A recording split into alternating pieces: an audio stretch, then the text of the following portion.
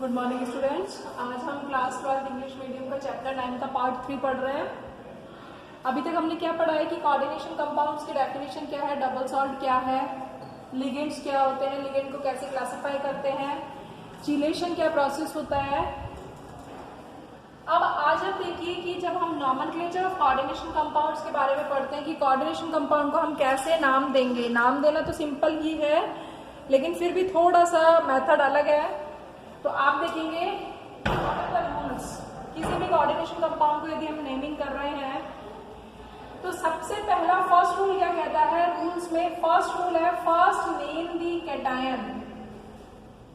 First name the cation, ठीक है। पहले आपको कैटायन का नाम देना है एंड देन एनायन, ओके। जैसे फॉर एग्जाम्पल आपके पास K4FeCN का whole 6, it's a coordination compound, ठीक है। अब आपको पता है कि ये कोऑर्डिनेशन कंपाउंड जो है वो दो आयनों से मिलकर बना है, कैटायन से और एनायन से। तो पहले आप कैटायन का नेम देंगे, तो कैटायन का नेम क्या हो गया, पोटेशियम। अरे ये कंपाउंड है, यदि इसको आप आयनाइज करेंगे तो ये आयनाइज होकर क्या बनाएगा, 4 पोटेशियम आयन बनाएगा प्लस FeCN का होल 6 -4, ठीक है। तो इस पूरे कोऑर्डिनेशन कंपाउंड में आपको फर्स्ट नेमिंग किसको करनी है, कैटायन को करनी है, ठीक है। यदि इस तरीके से कंपाउंड है तो आपने यहां पर सबसे पहले लिख दिया पोटेशियम, ठीक है। पोटेशियम के कितने एटम्स हैं ये आपको मेंशन नहीं करना है, ठीक। After naming potassium then you go to the anion. ये पार्ट क्या है, एनायन। एनायन क्या पार्ट है इसमें, ये कैटायन ये है। अब आप एनायन पर जब नेमिंग करने जाएंगे तो फर्स्ट रूल तो क्या हो गया, पहले कैटायन को नाम देंगे फिर एनायन को देंगे। तो पहले पोटेशियम का नाम दे दिया। अब हम आए हैं एनायन पर। तो सेकंड रूल क्या कहता है कि एनायन में जब आप नेमिंग करेंगे तो फर्स्ट नेम दी लिगेंड्स। पहले किसको नाम देंगे, मेटल आगे लिखिए पीछे लिखिए, इससे कोई मतलब नहीं है। First you have to give the name ligands. Ligand को नेमिंग करना है। अब लिगेंड में आपके पास सभी प्रकार के लिगेंड है, कैटायनिक भी है, एनायनिक भी है, न्यूट्रल भी है। तो लिगेंड्स को आप कैसे नाम देंगे, अल्फाबेटिकली। समझ में आ रहा है, अल्फाबेटिकली आप नेम देंगे, ठीक है। अब यहां पर देखिए, यहां तो एक ही लिगेंड है, एक ही टाइप का लिगेंड है, ठीक है। मान लीजिए, तो अब मैं आपको समझा दी हूं, मान लो यहां पर 2 लिगेंड होते हैं, 3 ये और 3 ये, फॉर एग्जाम्पल ऐसे होता। मैं सिर्फ समझा रही हूं आपको। तो अब आप देखो, अब आप एनायनिक पार्ट में 2 टाइप के लिगेंड है, तो अब आप लिगेंड में अल्फाबेटिकली देंगे। तो अल्फाबेटिकली में CN तो साइनाइड यानी C से स्टार्ट हो रहा है, क्लोराइड। तो पहले कौन आ रहा है, या फिर आप ऐसे देखो, दोनों में C है, इधर भी C है इधर भी C है, ठीक है। मतलब आप पहले इसको अलग अलग देखो, ऐसे देखो। मान लो CN है और NO3 है फॉर एग्जाम्पल, NO2 है फॉर एग्जाम्पल 3, ठीक है। नाइट्रो है और CN नेगेटिव है। तो उस केस में आप क्या करेंगे, पहले किसका नाम देंगे, पहले आप नाम देंगे अल्फाबेटिकली में कौन पहले आएगा, C पहले आएगा। तो आप पहले साइनाइड का नाम देंगे। अब आपको मैंने कल जब लिगेंड्स का क्लासिफिकेशन बताया था तो मैंने आपको बताया था कि यदि लिगेंड कैसा है, नेगेटिव है, नेगेटिवली चार्ज है, तो आपको पहले उसका नाम चेंज करना पड़ेगा। साइनाइड, इसको हम वैसे साइनाइड बोलते हैं, लेकिन यहाँ पर क्या हो जाएगा, साइनो हो जाएगा। और NO2 को हम क्या बोलेंगे, NO2 को हम बोलेंगे, या तो हम बोलेंगे नाइट्रो। अभी आप नाइट्रो से समझ लीजिए, नाइट्रो। तो पहले साइनो आएगा फिर नाइट्रो आएगा, समझ में आ रहा है, ठीक है। सबसे पहले कैटायन को नाम देंगे, फिर एनायन कॉम्प्लेक्स पर जाएंगे, एनायन कॉम्प्लेक्स में फिर लिगेंड्स को नाम देंगे, लिगेंड्स को अल्फाबेटिकली नाम देंगे। अब लिगेंड के कितने नंबर है, देखो यहाँ पर 3 है तो ट्राइसाइनो, यदि 2 होता तो डाइसाइनो, यदि 4 होता तो टेट्रासाइनो। तो लिगेंड्स यदि सेम टाइप के, अब लिगेंड पे आ जाइए, कि यदि सेम लिगेंड है तो आप सेम लिगेंड यदि 2 बार है तो डाई, 3 बार है तो ट्राई, 4 बार है तो टेट्रा, ऐसे नाम देंगे, ठीक है। और ऐसे ही ट्राई नाइट्रो दे देंगे, ट्राई नाइट्रो दे देंगे, ठीक है। यहां तक समझ में आ गया। अब मान लीजिए कि लिगेंड, ठीक है, तो ये मैंने आपको बताया। अब उसके बाद आप देखिए कि मान लीजिए ये ऐसे होता, फॉर एग्जाम्पल ये कंपाउंड ऐसे होता CrNH3, या पहले आप उसी को देखिए फिर मैं आपको एग्जांपल्स कराऊंगी। जैसे अभी हम ये पढ़ रहे थे K4Fe3Cl6, ठीक है। सबसे पहले आपने पोटेशियम लिखा, पोटेशियम, उसके बाद आपने लिखा हेक्सा, उसके बाद आपने लिखा साइनो, यहां तक कोई दिक्कत ही नहीं है। उसके बाद लिगेंड्स को लिख लेने के बाद you go to the metal, फिर आप मेटल पर जाएंगे। अब आप देखिए मेटल पर जाएंगे और मेटल का नाम लिख देंगे, ठीक है।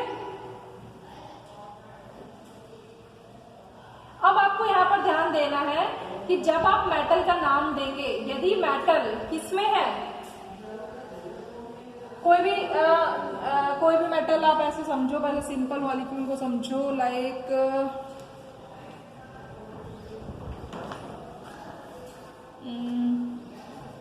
देखिए जैसे फॉर एग्जाम्पल इस मॉलिक्यूल को देखो, अब इसको आप छोड़ो, मैं रूल्स को समझा रही हूँ इसलिए बोल रही हूँ। CrNH3H2O का होल प्राइस Cl3, ओके। अब आप देखो ये इस तरीके से नाम लिखा हुआ है या फिर समझ में आ रहा है। सबसे पहले आपको, अब आप यदि इस तरीके से कंपाउंड लिखा हुआ है तो कैटाइनिक पार्ट कौन सा है, इधर वाला, एनायनिक पार्ट उधर वाला है। ये तो देख, जब आप इसको आयनाइज करोगे तो इधर वाला पार्ट कैसा होगा, नेगेटिव होगा, इधर वाला पार्ट पॉजिटिव होगा। तो ये पॉजिटिव पार्ट है तो कैटाइन को आप पहले लिखेंगे, एनाइन को बाद में लिखेंगे, ठीक है। अब कैटाइनिक पार्ट में इसमें और इसमें फर्क था, यहाँ पर ये वाला पार्ट कैसा था, एनाइनिक था। कौन सा वाला पार्ट, कॉम्प्लेक्स पार्ट, समझ में आ रहा है। यहाँ पर जो कॉम्प्लेक्स पार्ट है, कॉम्प्लेक्स पार्ट कौन सा था, कोऑर्डिनेशन कंपाउंड में मैंने आपको बताया था स्क्वायर ब्रैकेट्स के अंदर जो भी आता है दैट इज कॉम्प्लेक्स पार्ट, तो ये भी कॉम्प्लेक्स है, ठीक है। अब आप कॉम्प्लेक्स में, अब आप कैटाइन पार्ट को सबसे पहले भाग देंगे, मतलब लिखेंगे, तो इसमें सबसे पहले किसको लिखेंगे, लिगैंड को, ठीक है। जब आप लिगैंड को नाम देंगे तो अब आप देखिए कौन सा नाम पहले आएगा, अल्फाबेटिकली कौन सा बैठ रहा है, एमीन बैठ रहा है कि एक्वा बैठ रहा है। तो अब आप देखेंगे एमीन बैठ रहा है, तो amine, then tri aqua, amine, क्योंकि ए पहले आता है, फिर ए तो पहले ही आ रहा है लेकिन क्यू तो बाद में आता है। जब ए दोनों में कॉमन है तो फिर आप सेकंड वाले अल्फाबेट को देखेंगे, MNOP, क्यू बाद में आता है, तो एमीन पहले आएगा, एक्वा बाद में आएगा। एक्वा के भी कितने हैं, 3, तो ट्राई एक्वा, यहां तक आ गया। अब उसके बाद आप आगे क्या लिखेंगे, क्रोमियम, मेटल का नाम लिखेंगे, मेटल का नाम। तो फोर्थ पॉइंट क्या हुआ, थर्ड पॉइंट देखो, सबसे पहले कैटायन का नाम लिखेंगे, फिर एनायन का नाम लिखेंगे, फिर लिगेंड पर जाएंगे, लिगेंड को अल्फाबेटिकली लिखेंगे यदि सेम टाइप का लिगेंड है, यदि 2 है तो डाई, 3 है तो ट्राई, 4 है तो टेट्रा, इस तरीके से चलेगा। लेकिन यदि, ठीक है, और उसके बाद हम क्या लिखेंगे, उसके बाद हम मेटल लिखेंगे, ठीक है। अब मेटल लिखेंगे और मेटल के बाद फोर्थ रूल क्या कहता है, मेटल के बाद हम उसका ऑक्सीडेशन नंबर लिखेंगे, ठीक है, ऑक्सीडेशन स्टेट। और ऑक्सीडेशन स्टेट भी किसमें लिखेंगे, रोमन न्यूमरल में लिखेंगे, ठीक है, रोमन न्यूमरल में। समझ में आया। तो अभी आप देखो ये कैसे मैंने बताया, एमीन, ट्राई, एक्वा, क्रोमियम, इसका बता रही हूं। अब आपको लिखना है क्रोमियम का ऑक्सीडेशन नंबर निकालना है आपको, यहाँ पर उसको स्क्वायर ब्रैकेट में लिखना है, ऑक्सीडेशन स्टेट को रोमन न्यूमरल में लिखना है और किसमें लिखना है, पैरेंथेसिस में लिखना है। पैरेंथेसिस का मतलब है ब्रैकेट में लिखना है, ठीक है, ब्रैकेट में लिखेंगे। अब आपको ब्रैकेट में लिखना है और ब्रैकेट के बाहर क्या है, क्लोराइड है। समझ में आ रहा है मैं क्या बता रही हूँ, ठीक है। अब ऑक्सीडेशन नंबर निकालना है, कल की वीडियो में मैंने ऑक्सीडेशन नंबर निकालना आपको बताया था कैसे निकालेंगे। मेटल के लिए हम एक्स अज्यूम करेंगे, एमीन कैसा है, न्यूट्रल है, एक्वा भी न्यूट्रल है। अब इसको यदि आप तोड़ोगे तो ऊपर कैसा चार्ज आएगा, +3, तो x इज इक्वल टू +3, ठीक है। अरे भाई इसके ऊपर कैसा चार्ज है कैसे पता पड़ेगा, इसको आप तोड़ोगे CrNH3H2O का होल 3 +3 क्लोराइड आया, तो इस पूरे के ऊपर कैसा चार्ज आ गया, +3 आ गया ना, तो +3 आ गया। अब यहाँ अंदर लिगेंड तो कुछ है ही नहीं, तो x की वैल्यू किसके बराबर होगी, 3, तो ऑक्सीडेशन नंबर कितना हो गया, 3 हो गया, ठीक है। क्रोमियम 3 क्लोराइड, यहां तक समझ में आ गया, ठीक है। अभी इसमें और भी चेंजेस है, लेकिन अभी मैंने आपको जनरल रूल बताया है, ठीक है। अब मान लीजिए कि यदि आपके पास ये कंपाउंड है, अब आप इस पर आ जाइए सेकंड वाले पर, कि K4FeCN का होल 6 का नाम लिखना है, तो आपने पोटेशियम लिख लिया, पहले कैटाइन को दे दिया, फिर आप एनायन पर आ गए, एनायन में आपने लिगेंड देख लिया, हेक्सासाइनो हो गया। अब हेक्सासाइनो के बाद आपके पास Fe है, Fe को क्या कहते हैं, Fe को यदि हम ग्रीक में देखेंगे, वैसे तो हम इसको आयरन कहते हैं, लेकिन हम यहाँ आयरन तो यूज नहीं करेंगे, ठीक है। जैसे फेरस बोलते हैं, फेरिक बोलते हैं Fe को, ठीक है। अब आप देखो, आपको यहाँ पर फिर अब जब आप मेटल का नाम लिख रहे हैं तो मेटल में आपके पास एक चीज और आ गई कि यदि मेटल किसमें है, नेगेटिव आयन के साथ है, मतलब कॉम्प्लेक्स में, कॉम्प्लेक्स कैसा है, नेगेटिवली चार्ज है, ये कॉम्प्लेक्स कैसा है, नेगेटिवली चार्ज है, जबकि यहाँ पर ये कॉम्प्लेक्स कैसा है, पॉजिटिवली चार्ज है, ठीक है। तो यदि कॉम्प्लेक्स नेगेटिवली चार्ज है, नेगेटिवली चार्ज, यदि मेटल नेगेटिवली चार्ज कॉम्प्लेक्स के अंदर है तो लास्ट में क्या लग जाएगा, 8 लग जाएगा, मेटल के नाम के आगे 8, तो क्या हो गया, फेरेट, क्योंकि ये पॉजिटिव था, ये नेगेटिव था, तो मेटल किसमें है, नेगेटिव कॉम्प्लेक्स के अंदर है, फेरेट हो गया, ठीक है। अब इसके आगे इसका ऑक्सीडेशन नंबर में देखिए कैसे लिखेंगे, ऑक्सीडेशन नंबर निकालिए, मैंने कल आपको निकालना बताया था, +4 + x - 6 इक्वल्स टू 0, x की वैल्यू कितनी हो गई, 2, समझ में आ रहा है, ठीक है। तो इस तरीके से करेंगे। अब एक एग्जांपल और देखिए, ये मैं आपको एग्जांपल्स बता रही हूँ, आपको ये सारे के सारे एग्जांपल्स कर कर देखने हैं। जैसे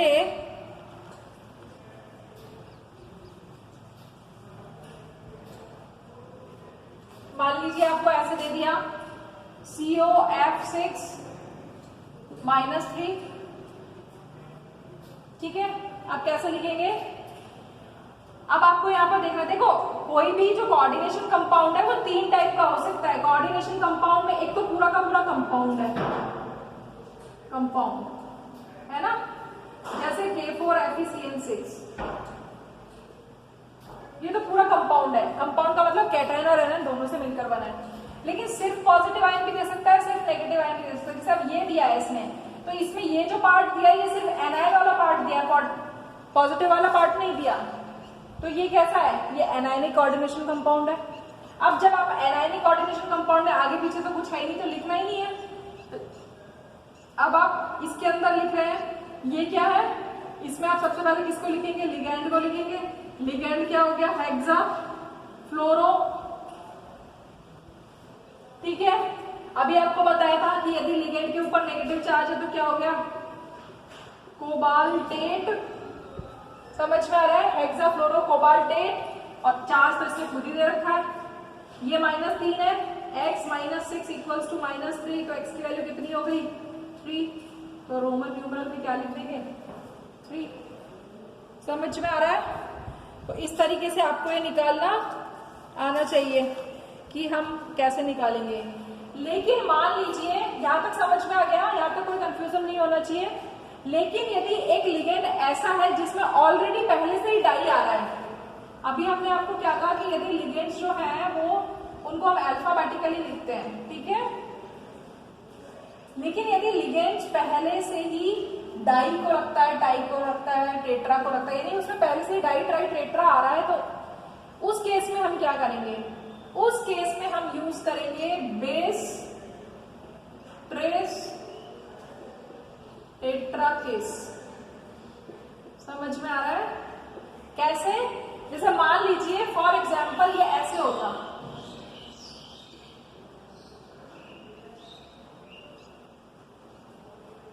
मान लो ये एक एग्जाम्पल होता, ठीक है। अब आप देखो यहां पर कॉम्प्लेक्स क्या हो गया, एक कोऑर्डिनेशन कंपाउंड पूरा हो सकता है, कैटायनिक कॉम्प्लेक्स के फॉर्म में हो सकता है और एनायनिक कॉम्प्लेक्स के फॉर्म में हो सकता है, किसी भी फॉर्म में हो सकता है।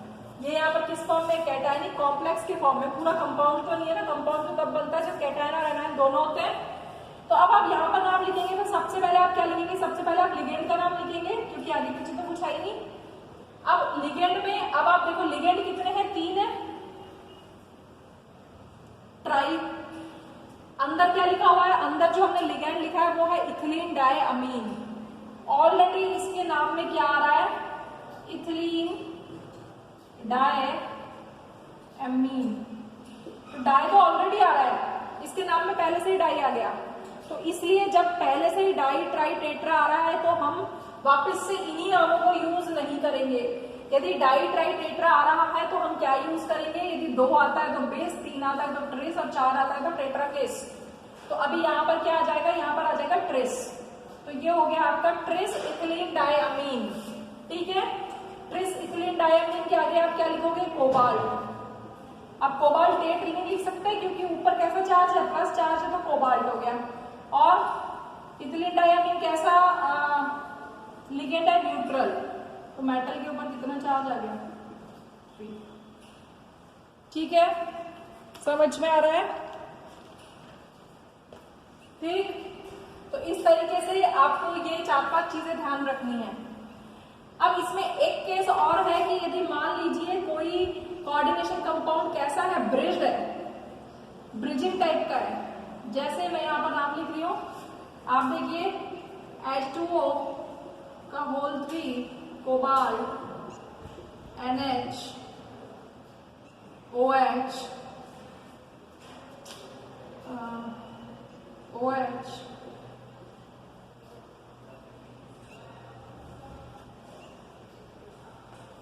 कोबाल्ट, NH3 का होल थ्राइस, Cl3। मान लीजिए इस तरीके का कोई कंपाउंड आपको दिया हुआ है, ठीक है।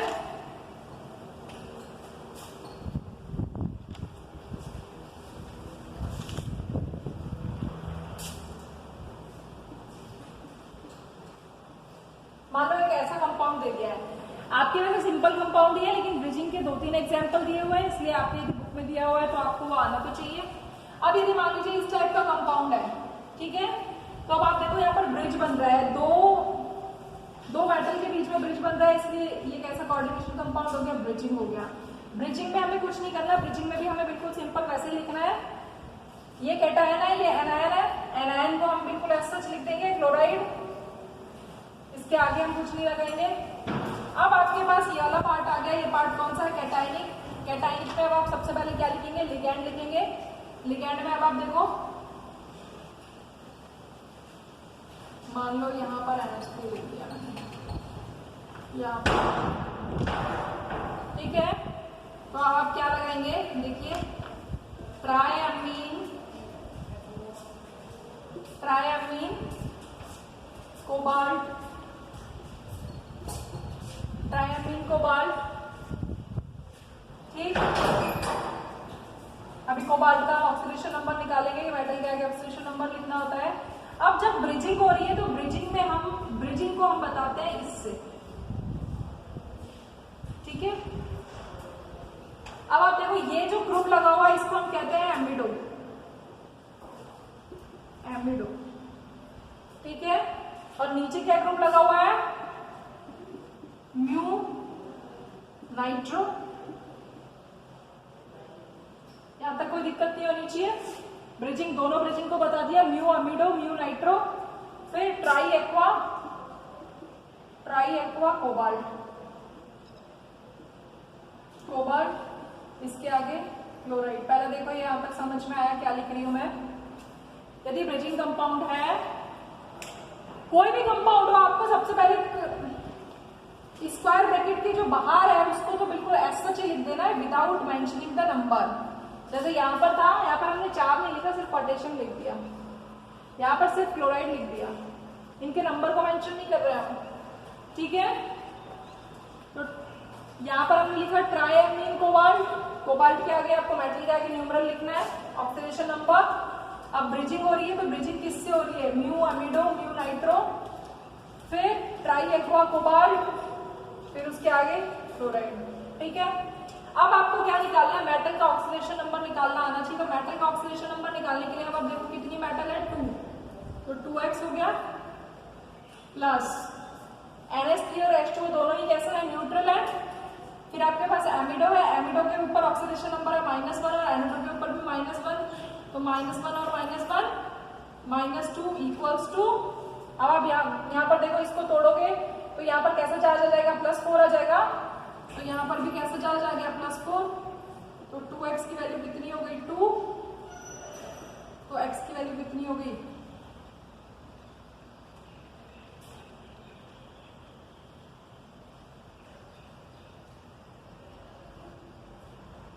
1, ठीक है। समझ में आ रहा है मैं क्या बता रही हूं, कि कोऑर्डिनेशन नंबर हम जब निकालते हैं तो कोऑर्डिनेशन नंबर निकालते वक्त हमको ये ध्यान रखना है कि हम जिस पे निकाल रहे हैं उसके ऊपर कैसा चार्ज है, उसी से हम निकालेंगे, ठीक है। देखो इसको यदि हमने तोड़ा तो 4 क्लोराइड आयन निकलेंगे, तो यहाँ पर +4 आ जाएगा, +4, तो 2x - 2 इक्वल्स टू +4 - 2 इधर जाएगा तो कितना हो जाएगा, 6 हो जाएगा ये, और x की वैल्यू कितनी आ जाएगी, 3 आ जाएगी, 3, ठीक है, क्लियर। तो इस तरीके से आप जो ये कोऑर्डिनेशन कंपाउंड्स हैं इनको, इनके रूल्स को पहले समझेंगे और उसके बाद ही, जैसे एक एग्जांपल और बता देती हूँ मैं, लाइक अब आप मानिए यदि ये ऐसे लिखा हुआ है CO NH3 Br, ठीक है, SO4, कैसे नाम देंगे,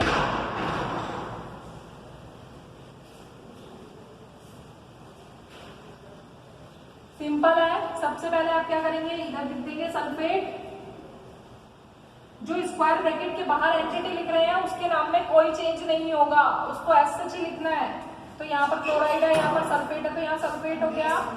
अब आप यहाँ पर जो ये कैटायनिक कॉम्प्लेक्स है इसमें अब आप देखेंगे क्या लिखना है, पहले एक Br है एक एमीन है, तो पहले कौन आता है, एमीन आता है, तो पेंटाएमीन, पेंटाएमीन ब्रोमो, ब्रोमो कोबाल्ट, यहां तक समझ में आ रहा है, कोबाल्ट। अब आपने कोबाल्ट लिख दिया,